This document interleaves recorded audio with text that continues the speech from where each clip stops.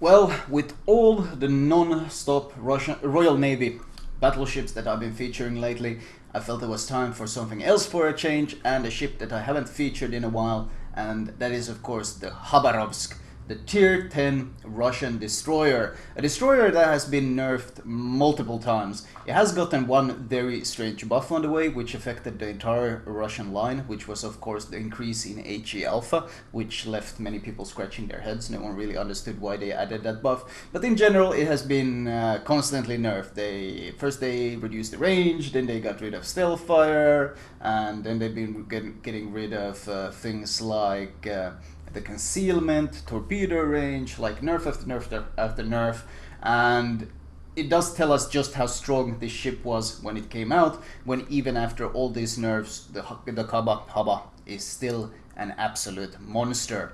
The first thing I do is push in with my Yugomo. Of course, this is the optimal role for you as a Kaba. You are, by definition, I would call it more of a light cruiser than a destroyer, especially if you run this heel. As soon as I get spotted, I pop my speed boost. I was saving it until getting spotted, and as soon as I'm spotted, I pop it to make myself harder to hit. The Yugomo spots the Fletcher, which is exactly the reason why I came here, to support my Yugomo in fighting the enemy DDs, because he's a very stealthy torpedo boat, whereas the Fletcher is a gunboat, but together, me and the Yugomo we cover each other's weaknesses, so to say. He gives me the spotting I need. He can use his concealment to get close and spot the enemy DDs, whereas I give him the gun power that he lacks. So together we kind of cover each other's weaknesses. So this is of course very, very good. You can see how many people are targeting me because I run priority target, and that's why I was actively dodging and moving away. Edinburgh tries to push into the cap. I don't really want him to push into the cap because I want my Yugomo to be able to secure the cap before he arrives. So I'm just spamming him. Now AP could be useful, but I actually want to start fires on him, and because he's so thinly armored, HE has a very high chance of dealing the full damage. So I just spam a bunch of HE on him and see if I could get some fires going, and in general force him to smoke up, which he does, and none of them are in the cap right now, so hopefully our Yugomo will be able to secure this cap. I bump into an Amagi, that's my fault. If you bump into a battleship with a DD, it's like 99% of the times it's your fault, because you are the agile, fast, quick one, he's the big, clumsy one, so you bumping into him is your mistake.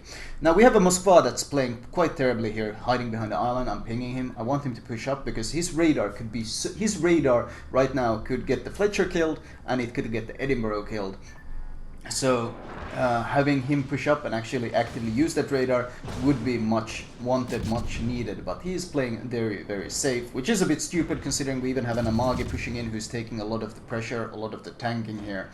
I'm trying to use him as a bit of a distraction to see if I can put some pressure on the Missouri, because the Missouri is of course a big threat for this cap. His radar and the fact that I consider the Missouri one of the strongest ships in the game are two very good reasons to focus him. But they have a lot of radars here. They also have a Donskoy, which is also a big threat, not just to the Yugomo but also to me, because while Russian railguns make it quite nasty. Note that I turned away. I didn't want to be sailing this way I was, because that opens me up to fire from the smoked up Edinburgh, potentially the Fletcher, and all the other ships on that side. In general, you want to be shooting the guy that's at the edge of the enemy formation, because that way you can sail an angle away from all the others. So you note that when I'm shooting the Donskoy here, he's at the very edge of all these enemy ships. He's the furthest to the right, and that allows me to angle away from all other enemy ships and allows me to sail away from them, making it harder for them to hit me. He gives broadside, so I make the AP switch. Of course, AP against broadside cruisers is very, very strong. You can see 3k damage there, and you can do those volleys over and over again, and it's just incredibly strong against anyone dumb enough to give you that flat broadside. As soon as he angles, of course, we switch back to HE, because there's no point wasting shells. Note that I used terrain here. I put the island between me and the other two battleships. I actually slow down here. You see my speed is dropping. I'm slowing down significantly, because the only one who can really actively shoot me now is the Donskoy, because I put the island between them. And I'm turning in, still moving slowly. I'm okay with the Donskoy getting a couple hits on me. I don't mind, because I want to kill him off. And I do get the kill, which is very useful of course, and now I'm gonna turn around and go back to harassing the others. In the Kaba, you have to have one of the key roles of the Kaba isn't actually accuracy or aim, because you shoot all the time. You'll work out your aim pretty easily just by constantly firing. You know, Kaba is probably one of the most position-centric DDs in the game, which might sound strange considering it's so fast and it's so agile, but if you can easily put yourself in a position where it's very easy to target you and very easy to shoot you, and you can't really disengage as quickly as you want. And ultimately, the Kaba only has 26k health, and it doesn't really have that much armor. It has more armor than most DDs, but in terms of survivability, if you get shot at, you can melt very, very quickly. Especially since I don't have Superintendent yet, I only have 3 heals, so it's even more important for me to play that intelligent game. So here is a good example. I angle away from most of the battleships, and I always keep an eye out on the detection meter. Whenever you see those numbers go up, on how many people are targeting you, keep an eye on the minimap. Try to like visualize which ones of these ships you think are shooting you, and then try to angle yourself based on that. Now I'm trying to push in and just prevent this cap. The Edinburgh is the one who has the most cap XP, so I'm going to see if I can hit him and reset. I hit the North Carolina to reset him. Now I think the Edinburgh has the most cap, so we're going to see if we can reset him as well. And we do get a hit on him, and we do reset the cap even further. Let's see if we can even force him to smoke up. You see the raw HE damage I'm doing to him. That's of course what I talked about. Royal Navy cruisers.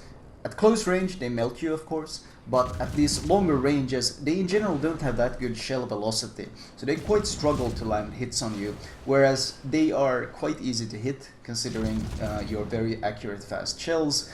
And because they are so thinly armored, your HE tends to actually do a lot of damage to them. Combined with fires and such things which increase their spotting, you can be a surprisingly big bully against these DDs. Even if you lack the torps to do it, your guns and maneuverability allow you to be quite annoying. Note 4 people targeting me, constantly weaving in and out. Like if you look at the bottom left, and you can see the way I'm very rarely, if ever, sailing in a straight line for more than a couple of seconds. Then I already turn and I'm angling and I'm changing my course. And that's highly important, especially when you got 4 people targeting you and you're shooting at someone. Why it's important to make the distinction of when you're shooting someone is because when you're zoomed in and aiming at someone and shooting at someone, you don't see what the other people who are targeting you are doing. So the shells can come at any moment and you have no warning. So when you do that, you want to constantly be changing courses. There's one thing, if you're not shooting, you can of course see the shells and you can dodge when they actually shoot. But if you want to be constantly dealing damage as well, instead of just dodging and surviving, then you need to constantly be shifting the course. Constantly weaving and ducking and dodging, and never being an easy target to hit. Yes, you might get unlucky, but it's still better than the alternative.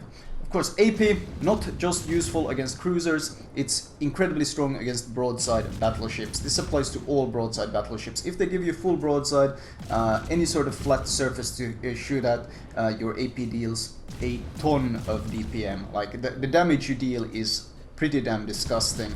And as you can see, this guy, he is angling away though, so I of course switch to HE. He is the furthest left of all of these guys, so he is my priority target as of now. I'm gonna see if I can maybe get some fires going on him. 2 fires, that's good. As soon as I get to 2 fires is almost an automatic repair. So I already know this NC is 99% certain going to repair. And the NC repair lasts around 20 seconds. So that's enough time for me to shoot at the Bismarck and get, oh, I got pretty good RNG there, got 2 fires, he's probably gonna damage con. Does it matter? I'm already switching target back to the NC that forced the repair. The Bismarck, ultimately the Bismarck fires didn't really do too much for me, but there was no point in spamming HE on a target that has used his repair, because I was so much more useful forcing the Bismarck repair in between. Because now let's say our Yuguma lands a torpedo on the Bismarck. Because I have forced his repair, he gets a permanent flooding and he kills him. So these kinds of you have the speed to be able, you have the turret traverse and the speed to be able to pick whatever target you wish, and you should be using that actively to constantly shift targets whenever your target is not optimal, because that's one of the few strengths of the Kaba. the ability to pretty much always select what you consider an optimal target. There are of course exceptions when people sail straight away from you and you kind of have to push through the enemy to get to them. But here you see I'm slowing down, I'm only doing 60 knots, moving very slowly because I want second fire, I want more pressure on this Bismarck. And only now that I have those fires do I accelerate, and I'm turning. Oh, Edinburgh is up. I got even a third fire I think on that Bismarck. Let's see if we can kill the Edinburgh.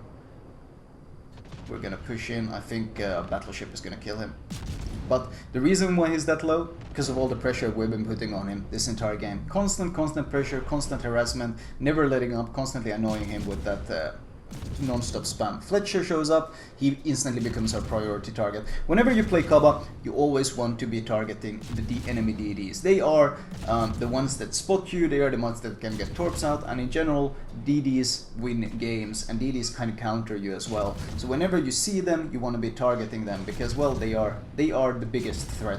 The Bismarck fires run out. Of course, the downside of dealing fire damage as opposed to dealing AP damage is that it's 100% repairable, which you can see he's managed to heal up a huge chunk.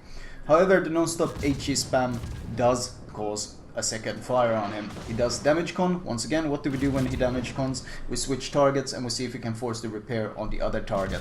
The Bismarck does get behind the island, but that's okay. Oh, Fletcher up again. Instantly becomes my target as soon as he is spotted. Not just does this kind of damage help me kill him, but it also helps my Yugumo, because my Yugumo doesn't want to be fighting the Fletcher. He doesn't want to get spotted by him because he's trying to get in there and torp them. And if every time the Fletcher is spotted by the Yugumo I put pressure on him, it causes the Fletcher to avoid getting spotted, which goes against his role. He wants to be in there, he wants to go in there and fight the Yugumo, that's his role. But because I'm around and every time he gets spotted I shoot at him, I'm countering his role and I'm giving our Yugumo a ton of freedom. And as you can see, the repair we forced on the Bismarck caused the Yugumo to get a flooding kill on him. And thanks to all the pressure we've put on the Fletcher, it gives our Yugumo the freedom to just keep pushing in and constantly harassing. So not just does the Khaba play for itself in the sense that you are, well, of course you're just farming damage for yourself, but you create a ton of space for your friendly destroyers, and that's something you need to keep in mind. That friendly space you can create is huge. Des Moines pops, he's giving broadside. Broadside means we switch to AP, and as long as he's not aiming at us, we try to put as much pressure on him as possible. These kind of flat broadsides, oh, this can be a lot of damage. A bit too high, I think, a bit too many overpens, and just constant spam on him. He turns away in a panic. I think we might enable this Yugumo to get a kill. We've already given this Yugumo a couple of kills, and thanks to the damage I did to the Des Moines, the torp, which would have usually just been a hit, now turns into a kill. So this Yugumo is literally farming kills pretty much hugely on the back of the impact that I've been having on the Khaba. You might note I've only used one heal. Speed boost though, I pretty much worked through all of them, because maneuverability is your bread and butter. Really, is he gonna get the Missouri I've been spamming as well? No, he doesn't quite get him, and we should be able to finish him. We start a fire, but we switch to AP because he's giving broadside, because that's more raw damage. As you can see, 2.6k, and my fire finishes him off. Fletcher shows himself, instant harassment on him. Hindenburg in the open. Now, Hindenburg is actually a ship we don't want to get too close to. You need to keep in mind the shell velocity of your opponents. There are certain ships like Hindenburg, Rune, Donskoy, Moskva. These are all ships with extremely high shell velocity. Zao is also one of them. And fast shell velocity means they have a very good chance of hitting you if you get too close. So as soon as I get within 10 km, you know, I turn away and I start kiting. I don't want to get any closer than this, because it becomes very hard to dodge these shells. Not just does the Hindenburg have great DPM, but combined with his fast shell velocity, especially at these shorter ranges, he can land a lot of shells on you.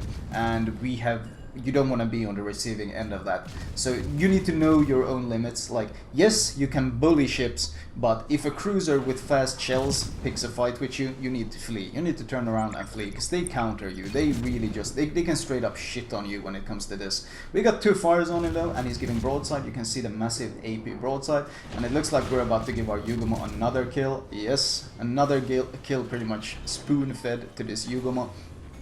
Fletcher does pop up, and that's of course a stupid move, but he's the only one left. He's trying to get something desperation done, but as soon as he pops up, of course, the Khaba, which highly counters any sort of enemy gunboats, demolishes him. And the game does end. A very comfortable game. I think I still had 2 heals left. I had plenty of health. Did I have 2 heals left? Might have been down to 1, but regardless, looking at the damage, 236k without really breaking a sweat. This, well, it's a bit misleading to say without breaking a sweat, considering what was important this game was constantly my positioning. It wasn't so much the dodging of the shells and the landing of the shells, it was more the fact that my positioning was constantly on point, in the sense that I was really in a situation where I took more damage than I was prepared for, and I was never in a situation where I couldn't disengage at any point if I so felt like it. And you might think that, wow, 25 fires, that is so much, but then you gotta consider also the hits. Over 500 hits in this game. So suddenly, and you also note that I never shot at the target that was damage con him. That's also very important. If you keep spamming North Carolina that blows his repair, the repair lasts 20 seconds. While his repair is active, he's immune to fires.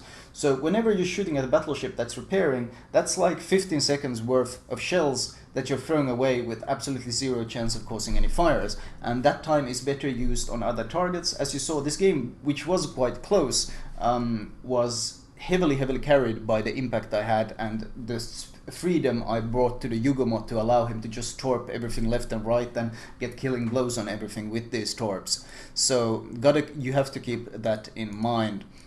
Oh, whoops, let's see, there we go. And of course, base XP 2.9k, not surprising. Could have probably broken 3k pretty easily if I would have been able to keep some of these kills that the Yugomo did finish off. But ultimately, the Yugomo did help me in the sense that he was my spotter. He was my constant spotting tool, and he helped me out by spotting the DDs and spotting in the Edinburghs, and in general, you work together with the DD, and something like Yugomo and Kagero are fantastic with the Khaba, simply because they give you all that spotting and they have such great concealment, whereas you are the complete opposite. You have no spotting, no concealment, but you have a lot of gun power, and together, like in a division, an IGN DD and a Russian DD work really well together, because they cover each other's weaknesses so extremely well. And of course, detailed report. Well, damage done, 391 hits. Fires 81k, so of course a good 190k damage done with HE plus fires, and then about 44k in AP. But at the times where AP was useful, it did a lot of damage, and it's very consistent against those broadsides. Damage received, only 14k. I mean, I was constantly in the fight, constantly battling, constantly multiple people targeting me, but the actual damage I took was only 14k, whereas the potential damage I took, this is the value of all the stuff thrown my way, was 1.8 million, and of all that I only took 14k, and that is of course the power of the Khaba and the evasion tanking, which I kind of showed off in my Tashkent commentary, but which is of course even more important on the Khaba since it has shorter range, so you need to be even more aware. So, damage upon your spotting, only 40k, so I didn't do that much spotting damage. I'll be interested in seeing the Yugomo's numbers, probably pretty damn insane. And of course credits and XP, not really much to it. I wasn't running any sort of special bonuses. I just have the premium camo on the Russian server for my Khaba since I enjoy playing it there. Anyways, let's move on to my recommended build for this ship. I've gone over it a couple of times, but yeah, there's probably a bunch of new subs who might not have seen it, might not know what kind of builds I prefer and so forth, so might as well cover it real quick. Right, as usual, I'll start with the modules. Not much to talk about here, since nothing we can change. I recommend running full premium consumables on all of them, because this is a tier 10, but if you can't afford it, then of course heal and repair takes priority in that order. Upgrade wise, main armaments mod 1, followed by aiming systems mod 1. Now I don't see any point in running the AA guns mod, because the problem with your AA isn't actually the range. You have pretty decent range on your anti-air because you already spec AFT. The problem is that it doesn't have enough DPS, and increasing the range further does very little to change this. Main battery mod 3, because, well, guns are your bread and butter. You want to increase your DPS as much as possible, and of course the turret traverse debuff that you get from this, it reduces your turret traverse, isn't really a big issue because your turret traverse is so amazingly good.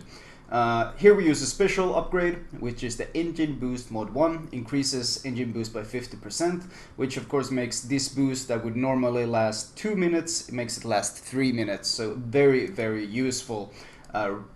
Steering gears mod 2 and steering gears mod 3. In the past you could easily run concealment system, but when they nerfed the steering gears on the Khaba, it made it pretty much impossible and kind of further pushed this ship into a cruiser role more than a destroyer role. So instead of the, I think you had 8.8 or 8.9 concealment when you could slot that, now you have to run steering gears to make up for the previously horrible rudder shift that you would have without it. It does come with an added bonus though. Running this you get minus 80% to steering gears repair time, which is very much welcome. Because, well, having your steering gears broken can be extremely annoying. Even if you have last stand, it does impact your maneuverability quite a bit. Captain perks wise, well, you ultimately want both priority target and preventive maintenance, but as a first perk I would take preventive maintenance. I'm going to list this in order of importance. Preventive maintenance, followed by last stand, followed by survivability expert, followed by AFT. That's the bread and butter gunboat Russian build. Once you have this, for 12 points you get AR, for 15 points you get demolition expert to increase your fire chance. And with the last 3 points I would, sorry, did I say 15? 16 points, sorry, for demo. And with the last points I would absolutely get, with the last, oh no, sorry, that is 15 points. 15 points demo expert, and once you have demo expert, then you can get priority target. Now I said it right. Aha! I was wondering, how the hell did I end up with 1 point too little? That's because I forgot that you want priority target. It's very useful when you're fighting battleships in higher tiers, when they start really shooting at you, not eating those massive AP pens is, of course, a much welcome change. And finally, with the last 3 points, you get Superintendent for that additional heal and additional speed boost. High alert is just a placeholder because I don't have a 19-point captain on my Russian account yet, so that's why I have high alert. It's not a perk I recommend, it's simply the most useful tier 2 once you have these other two, and I'm simply just saving up XP for the upcoming one. Note that regardless of if you run heal or smoke, Superintendent is super useful, and in general this build is super useful for both smoke and repair. Smoke is more team oriented, heal is of course more solo oriented. Overall, I prefer, for solo play, I far